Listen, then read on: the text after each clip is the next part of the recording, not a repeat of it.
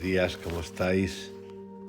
Hoy vamos a hacer un viaje juntos a través de Krishnamurti y Naudé en una conversación que tiene que ver con la conciencia y el conflicto. A mí hay un mensaje, porque creo que es un mensaje que todo el rato me está diciendo lo mismo y que dice, al final no pasa nada. En realidad no pasa nada. Y esto, sobre todo, relacionado con nuestro día a día, aquí, y no pasa nada. Y ese no pasa nada es tan grande, es tan abrazador, es tan sencillo, que no pasa nada. Y cuando nos damos cuenta de que no pasa nada, de que todo es un juego mental, del pasado, de lo aprendido, de lo sucedido, de lo que nos han contado, de lo que nosotros hemos hecho con nuestra mente, cuando lo entendemos nos damos cuenta de que no pasa nada, de que todo está bien. Es increíble, ¿eh? Pero es la sensación que tengo desde hace unas semanas de que no pasa nada. Así que dicho esto, esta introducción, vamos a revisar juntos un diálogo entre Krishnamurti y Naudé que se produjo en California, en Malibú exactamente, el 27 de marzo de 1971. Dice así: sí, Naudé. Una vez visto que el desorden, que es dolor, el sufrimiento, significa desorden en esta conciencia indivisible, la pregunta siguiente es: ¿qué ha de hacer al respecto? Y como no existe una entidad que pueda hacer algo,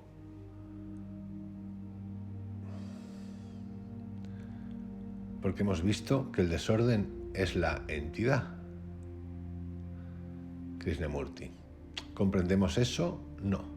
¿Comprendemos que el pensador es parte de esta conciencia y no una entidad separada exterior a esta conciencia? ¿Comprendemos que el observador, viendo el contenido, examinándolo, analizándolo, estudiándolo todo, es el contenido mismo? ¿Que el observador es el contenido? Naudé, sí. Krishnamurti. Formular una verdad es una cosa, pero comprenderla es otra. Eso es cierto. Pienso que no comprendemos totalmente el hecho de que no existe entidad separada de esta cosa que tratamos de cambiar. Cuando hablamos de cambio, ello parece sugerir que dentro de la conciencia existe una entidad separada capaz de producir una transformación. Es decir, el ser humano fragmentado. Pensamos que de algún modo podemos apartarnos de la confusión, mirarla y manipularla desde afuera. Siempre nos decimos, bueno, pese a todo, estoy aquí para hacer algo al respecto. Y así escamoteamos más y más. Más y más, creando más desorden y más confusión. Cambiamos de decorado y las cosas empeoran. La conciencia del mundo es mi conciencia. En esa conciencia está contenida toda la conducta del hombre, la miseria humana, la crueldad, el daño, todas nuestras actividades están dentro de esa conciencia. Dentro de ella, el hombre ha engendrado esta entidad que dice: yo estoy separado de mi conciencia, el observador que dice: yo soy diferente de la cosa observada, y el pensador que dice: mis pensamientos son diferentes de mí. Todos creemos que las dos entidades son diferentes. Nos decimos, no debo estar irritado, no debo sufrir, debo mejorar, debo cambiarme a mí mismo.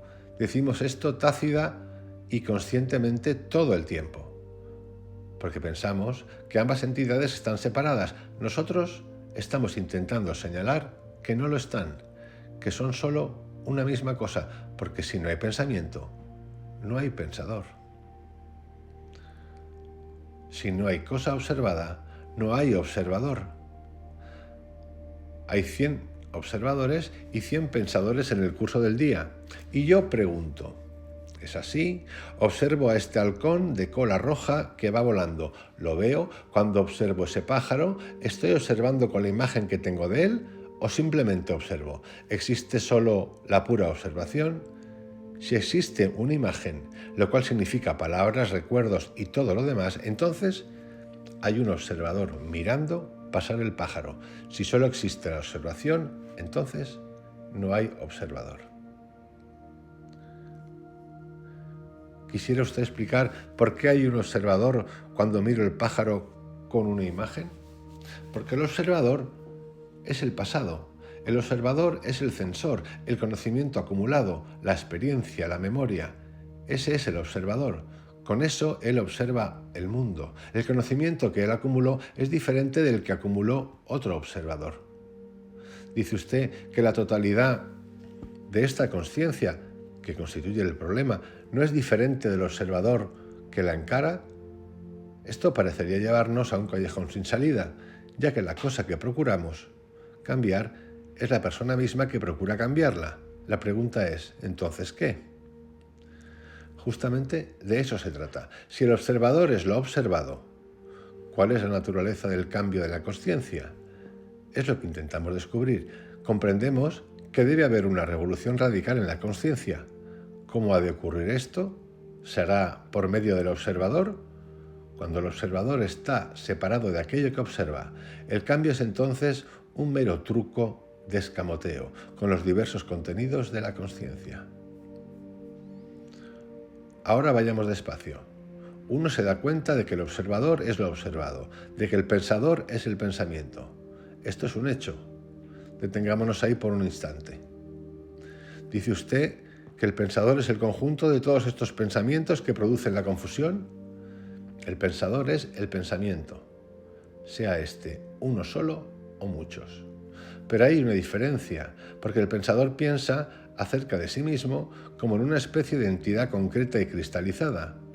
Aun en medio de esta discusión, el pensador se ve a sí mismo como la entidad concreta a la cual pertenecen todos estos pensamientos, toda esta confusión. Esa entidad concreta, como usted dice, es el resultado del pensamiento, construida por el pensamiento.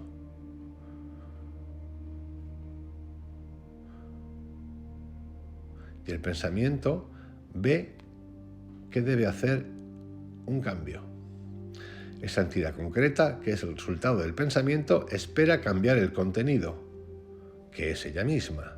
Y así hay una batalla entre el observador y lo observado. La batalla consiste en tratar de controlar, cambiar, adaptar, reprimir, dar una nueva forma, todo eso. Esa es la batalla que tiene lugar continuamente en nuestra vida, pero cuando la mente comprende la verdad de que el observador, el experimentador, el pensador son el pensamiento, la experiencia, lo observado, ¿qué ocurre entonces sabiendo uno que debe hacer un cambio radical? Y cuando el observador que desea cambiar se da cuenta de que él es parte de lo que ha de ser cambiado, ¿qué ocurre? Que él es, en realidad, un ladrón que pretende ser policía para atraparse a sí mismo.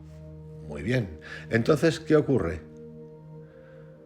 Usted ve, señor, que la gente no opina así. Dice, ejercitando la voluntad ha dejado de fumar, ejercitando la voluntad me levanté más temprano, bajé de peso y aprendí idiomas. Dice, yo soy el dueño de mi destino, yo puedo cambiar. Todos creen realmente esto. Cada cual cree que es capaz de ejercer la voluntad y actuar sobre su propia vida, sobre su conducta y sobre su pensar. Lo cual quiere decir que uno ha de comprender el significado del esfuerzo, comprender qué es el esfuerzo y por qué existe en absoluto. Ese es el modo de producir una transformación en la consciencia por medio del esfuerzo, de la voluntad. Sí. ¿Eso qué significa? Cambiar por medio de conflicto.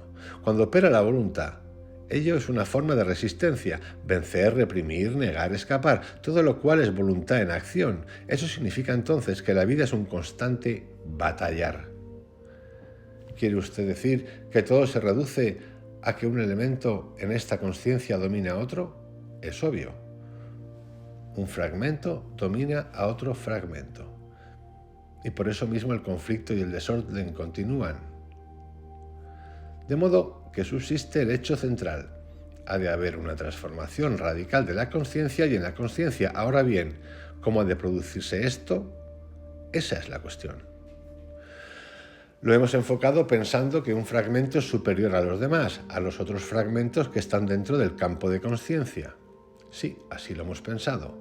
De modo que este fragmento al que llamamos lo superior, la inteligencia, el intelecto, la razón, la lógica, etc., es el producto de los muchos otros fragmentos. Un fragmento ha asumido la autoridad sobre los otros, pero sigue siendo un fragmento y por lo tanto hay una batalla entre él y los otros múltiples fragmentos. ¿Es posible entonces ver que esta fragmentación no resuelve nuestros problemas? Porque ella produce la división y el conflicto, ¿no? Lo cual era nuestro problema desde el principio. Es decir, que cuando existe división entre hombre y mujer hay conflicto, cuando existe división entre Alemania e Inglaterra o Rusia hay conflicto. Y todo eso es la división dentro de la consciencia misma. También el ejercicio de la voluntad sobre la consciencia es, asimismo, una división dentro de la consciencia. Uno ha de estar libre, pues de la idea de que por medio de la voluntad es posible cambiar el contenido. Es muy importante que esto se comprenda. Sí, que el ejercicio de la voluntad es meramente la tiranía de un fragmento sobre otro. Eso es simple. Uno también se da cuenta de que estar libre del dominio de la voluntad es estar libre de esta fragmentación. Pero las religiones del mundo han apelado siempre a la voluntad para llegar a algo o para hacer algo. Sí, pero nosotros estamos negando eso en su totalidad. Sí, efectivamente. Entonces, ¿qué ha de hacer o no hacer la mente cuando ve que la voluntad no es el camino? Que un fragmento imponiéndose a otro sigue siendo fragmentación y en consecuencia conflicto, y está por ello aún dentro del campo de la desdicha. ¿Qué ha de hacer una mente en estas condiciones? Sí, esta realmente es una buena pregunta. Ahora bien, ¿hay algo que una mente así pueda hacer?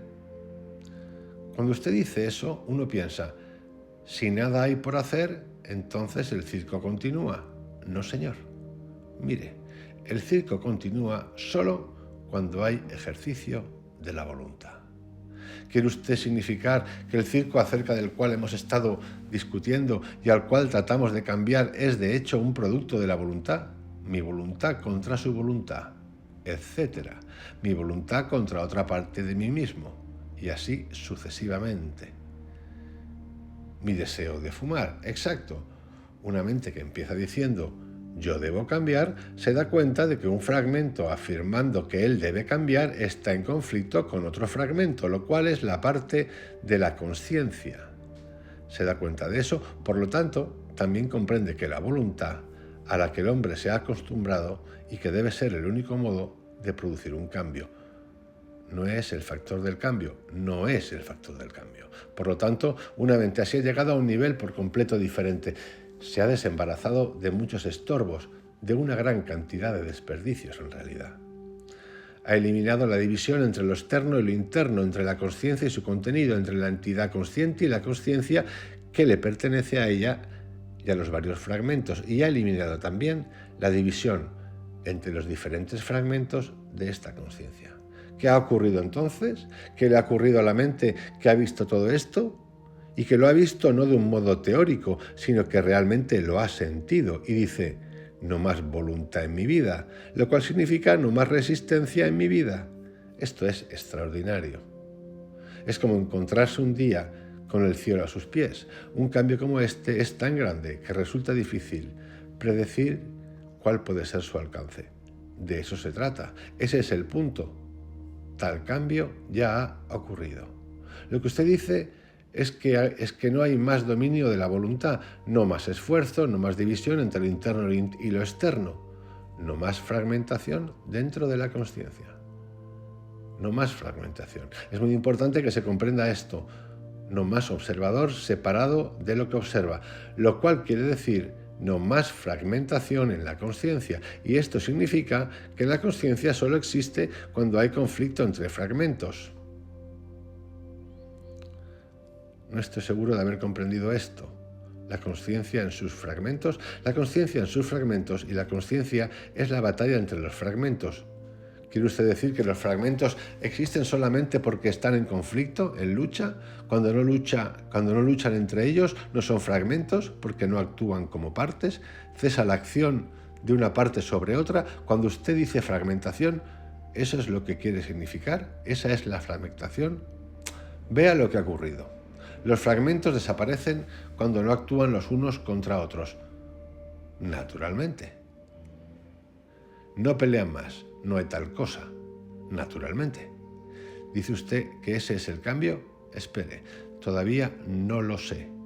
Vamos a investigarlo. Una mente humana ha comprendido que yo soy el mundo y que el mundo es lo que yo soy, que mi consciencia es la consciencia del mundo y que la consciencia del mundo soy yo mismo, que el contenido de la consciencia, con todas sus miserias, etc., es la consciencia misma y que dentro de esa consciencia hay 1.000.000 de fragmentaciones, que un fragmento de esos, muchos fragmentos, se convierte en la autoridad, el censor, el observador, el examinador, el pensador. El amo, efectivamente. Y así él mantiene la fragmentación. Vea la importancia de esto. En el momento que él asume la autoridad, él debe mantener la fragmentación. Sí, evidentemente. Porque él es una parte de la consciencia actuando sobre el resto de la consciencia. Por lo tanto, él debe mantener el conflicto, y el conflicto es la consciencia. Usted dijo que los fragmentos son la consciencia, y ahora dice usted que los fragmentos son en realidad el contenido. Por supuesto. Los fragmentos son el conflicto. No hay fragmento sin conflicto. ¿Cuándo está activa la consciencia? Cuando está en conflicto, evidentemente. De otro modo, hay libertad para observar, de manera que la revolución radical de la consciencia y en la consciencia tiene lugar cuando no existe conflicto en absoluto. Os dejo con esta joya de diálogo entre Naudé y Krishnamurti, que yo creo que nos va a servir muchísimo para entender cosas como las de entender para trascender. Entender también esos principios de polaridad. En la ira hay un polo negativo y un polo positivo. Y sí, en el amor hay un polo negativo y un polo positivo.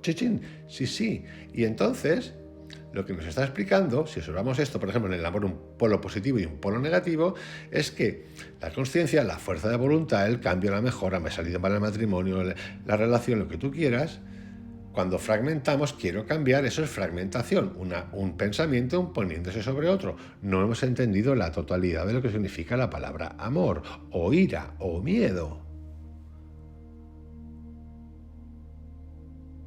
Yo sé que esto puede sonar complicadísimo. Os aseguro que es más sencillo de lo que parece.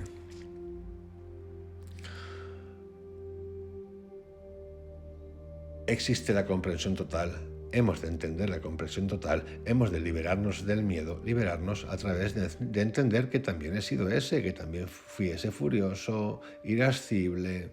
Sí, entenderlo. Y lleva sus pasitos, porque pasa por primero autocastigarme, pedir perdón a todo el mundo, a mí, no hacerme daño, ay, eso me puede llevar un tiempito, luego la consulta, el asesor, el consultor, el gurú, el profesor, el libro, la práctica, rezo, japam, medito, pim, pam, pum, pum. Y sí, puede llevar, eso es un trabajo, sí, pero no pasa nada, es así, más largo, más corto, lo que tú quieras, hasta que de repente un día haces clic.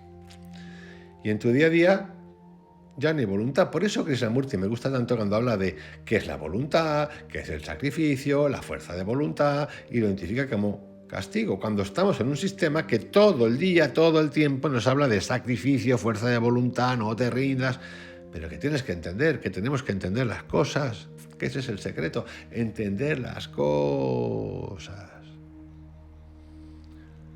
De nuevo, y repito,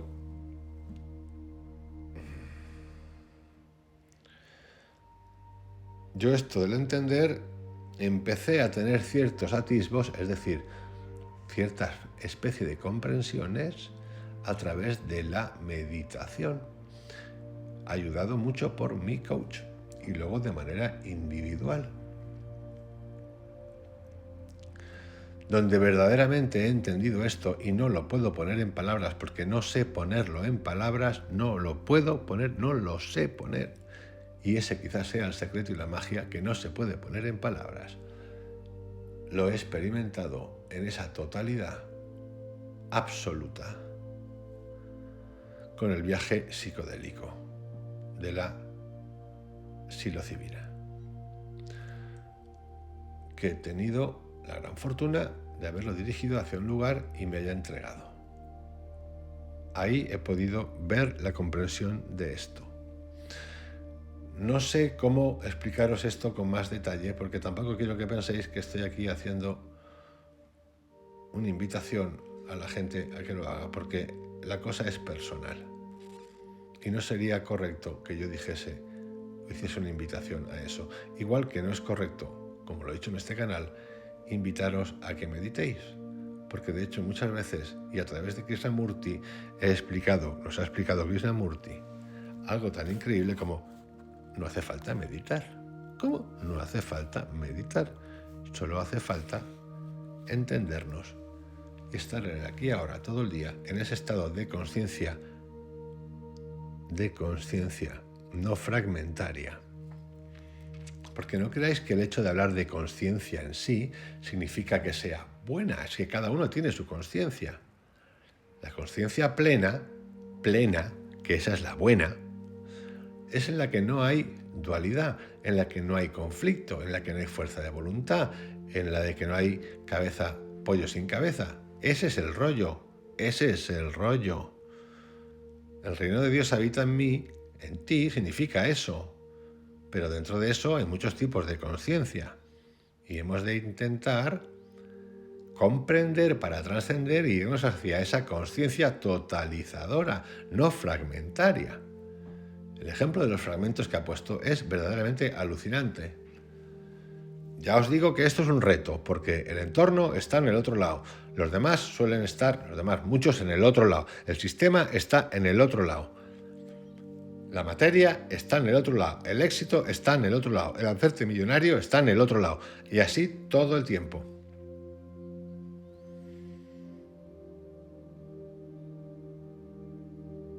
Entender esto es entender el gran secreto.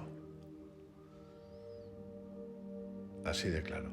No el gran secreto del libro del secreto, de la película del secreto, que yo la he visto. No me gustó mucho, la verdad. Me gustó mucho más la de Down the Rabbit Hole o What the Bleep Do You Know, ¿qué pensamos que sabemos? Bajo en la madriguera o más profundo en la madriguera. Me gustó mucho más. Me gusta más la física cuántica que el librito del secreto, que me parece un poquito de TVO.